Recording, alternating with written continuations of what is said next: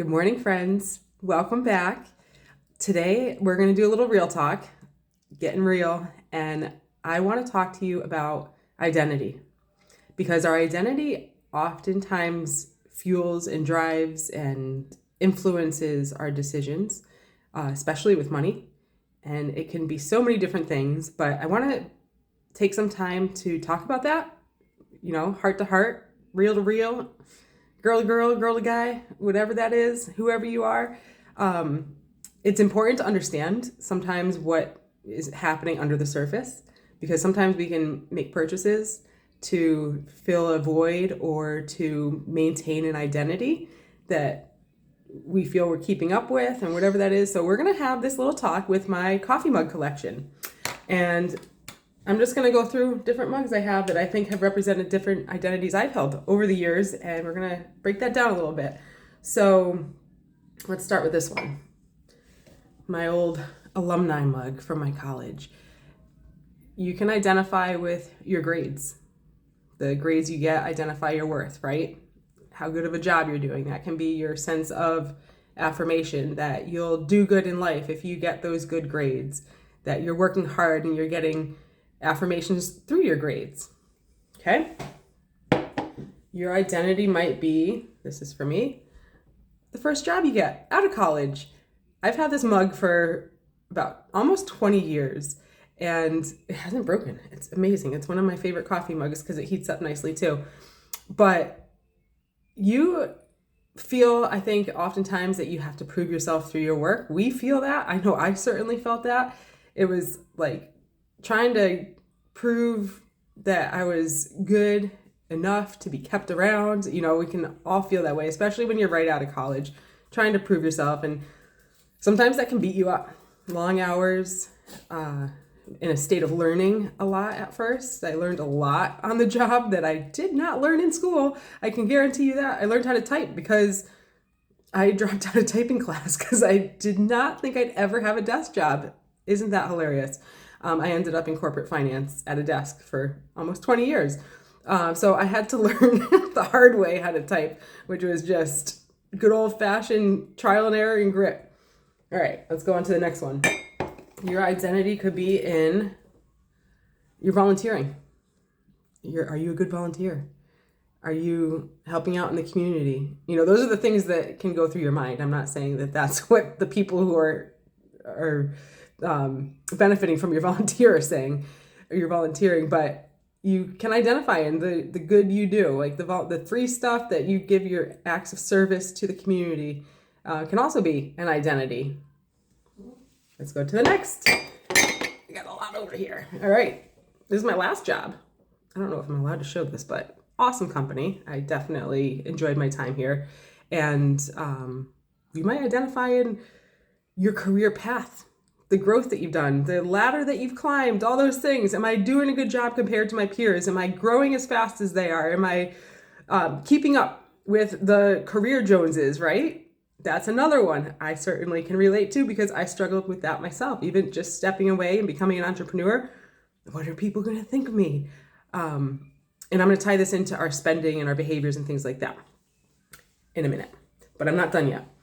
Next is your identity in your accomplishments. So you'll hear me say this. Dave Ramsey tremendously influenced my financial transformation.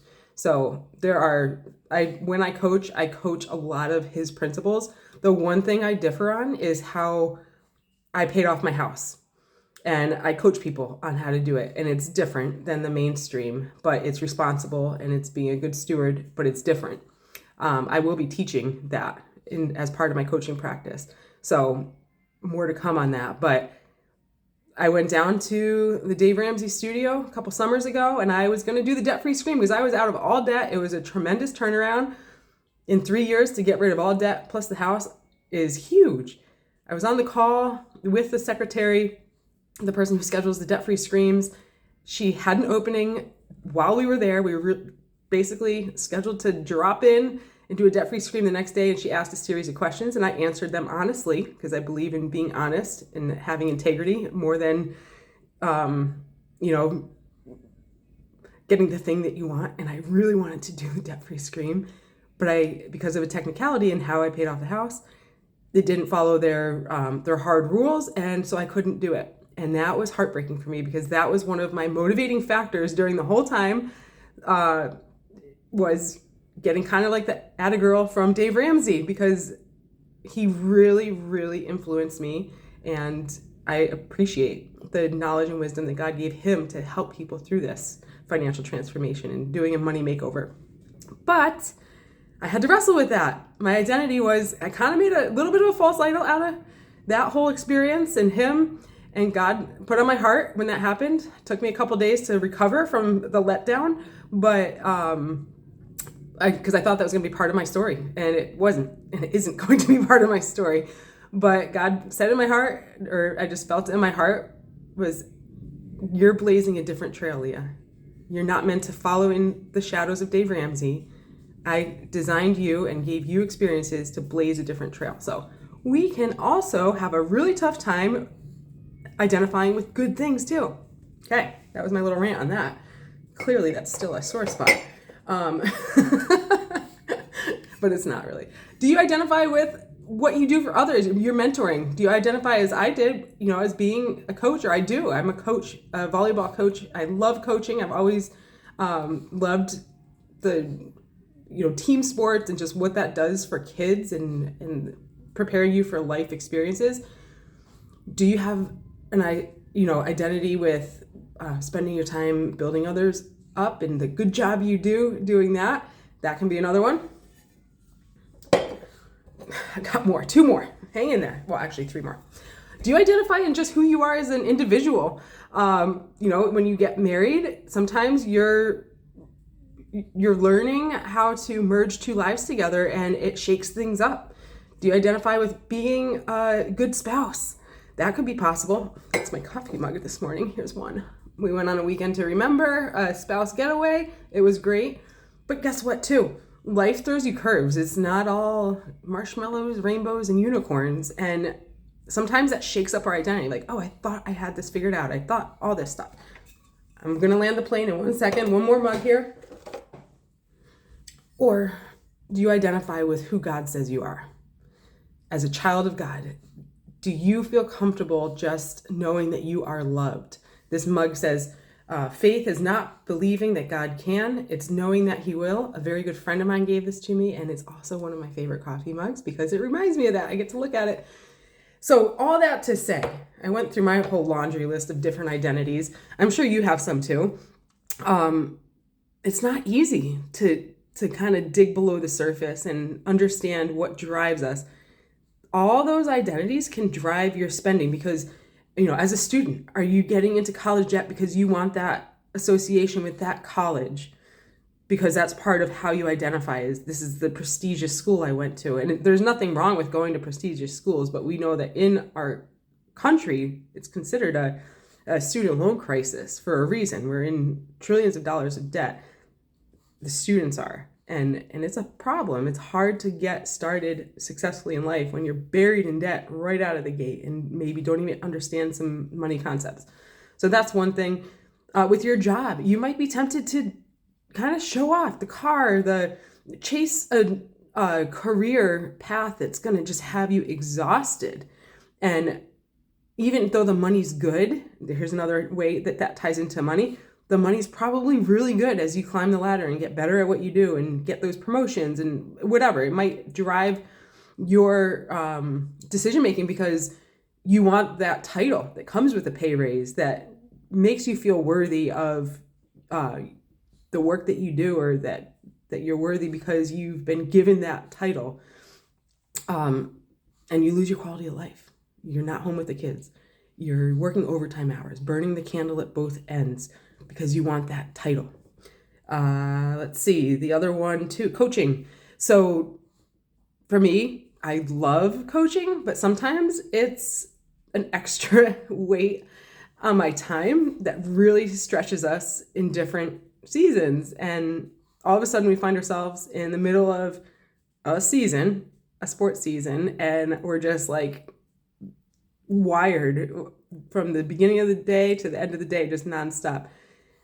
And it's hard to let go of those things. And that's a volunteer thing. So sometimes even just having the space to volunteer, like on a good side of it, when you volunteer, you're giving your time up for free in some cases. But is that something that's driving your decisions of how you spend your time? Because time is money, but time is such a valuable commodity. And how are we spending the time that we have? Is it to maintain an identity? Is it aligned with the things that matter most? So I'm kind of tying this into purpose and understanding why you do what you do.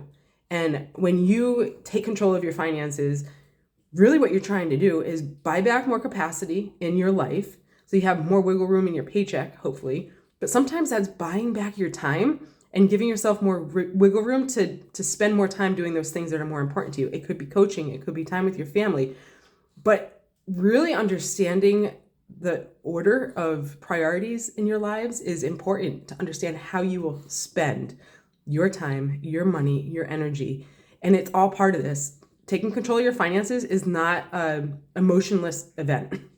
It's not just, hey, put the numbers on a spreadsheet or on a paper and figure it out and make decisions. It is so emotional. It's mostly emotional.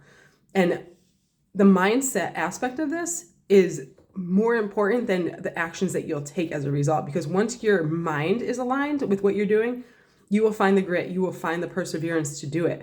But you have to know why. And you have to be able to let some of those things go for the greater good of what you're chasing. Maybe it is saying, I'm going to work this job right now, but intentionally, I'm going to step back from the pressure as soon as we get through this milestone. That's what I did. As soon as I got out of debt, I bought back my time. I took Fridays and I took a pay cut. I was okay with that, and we could afford that. It's not always about just growing and achieving and getting more. Sometimes it's meaning getting more money. Sometimes it's getting more time back, because you can't put a price on time with your kids and your family, because it is so true. The time flies fast. So I'm a little bit going on a rant, I'm sure, but I want you to think about this. Start thinking about this. If you're starting to think about taking control of your finances, know that there is a messy middle in all of it. There's a messy beginning sometimes. Well, probably is a messy beginning, just being honest. You should know that, and that's okay. You need to focus on the finish line and knowing what the finish line will feel like and thinking about what the finish line will feel like. You're going to stumble a little bit. You're going to learn because it's new to you.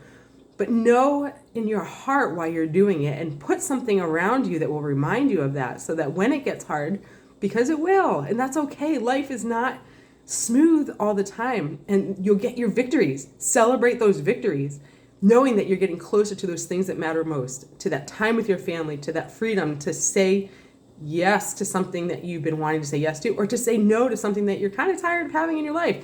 Too many hours. I know so many moms who just want to be home. So maybe that's you. So let's see, this is a little bit longer one, but that's okay. Thank you for hanging around and sticking with me.